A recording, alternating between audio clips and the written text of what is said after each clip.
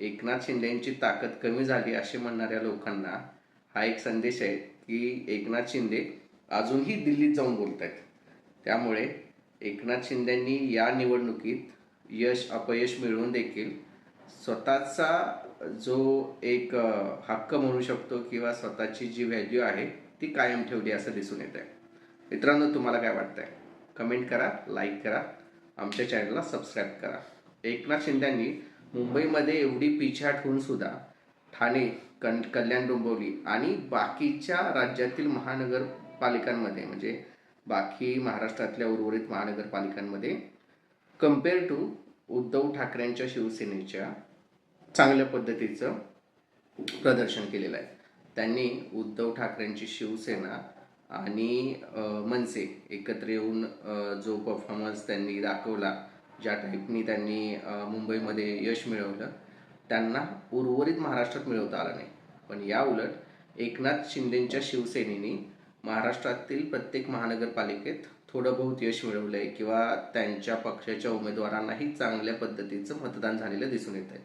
यावरून एकनाथ शिंदेंनी थोडं का होईना स्वतःचं वर्चस्व एकनाथ शिंदे आणि उद्धव ठाकरे यांच्या शिवसेनेच्या मध्ये जर आपण कंपॅरिझन केलं तर एकनाथ शिंदेच्या शिवसेनेचं वर्चस्व चांगलं असल्याचं दिसून येत आहे. यावरून उद्धव ठाकरेंच्या शिवसेनेच्या लोकांनी किंवा समर्थकांनी एक समजून घ्यायला हवं की उद्धव ठाकरेंची शिवसेना तुम्हाला फक्त मुंबईमध्येच ॲक्टिव्ह असलेली किंवा तिथे समर्थन मिळत असलेलं दिसतंय, पण उर्वरित महाराष्ट्रामध्ये उद्धव ठाकरेंच्या शिवसेनेला तेवढं असं समर्थन नाही आहे.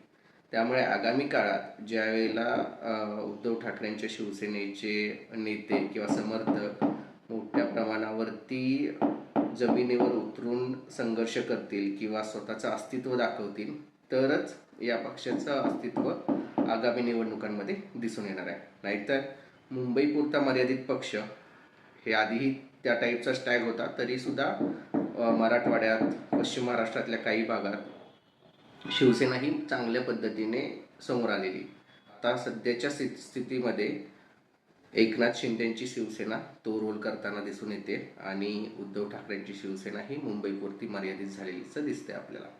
आता हळूहळू एकनाथ शिंदेची शिवसेना किती वेळ तग धरते हे पाहणं गरजेचं आहे, कारण की भाजपाची ज्या पद्धतीची रणनीती आहे त्यांनी उद्धव ठाकरेंच्या शिवसेनेला तर थोडंफार मर्यादितच केलेलं आहे. म्हणजे जी शिवसेना एवढी मोठी होती ती फुटल्यानंतर कमी झाली आणि आताही मुंबईमधल्या मराठी मतदार जास्त आहेत त्याच भागात पूर्णपणे मर्यादित झालेली उद्धव ठाकरेंची शिवसेना दिसून येते.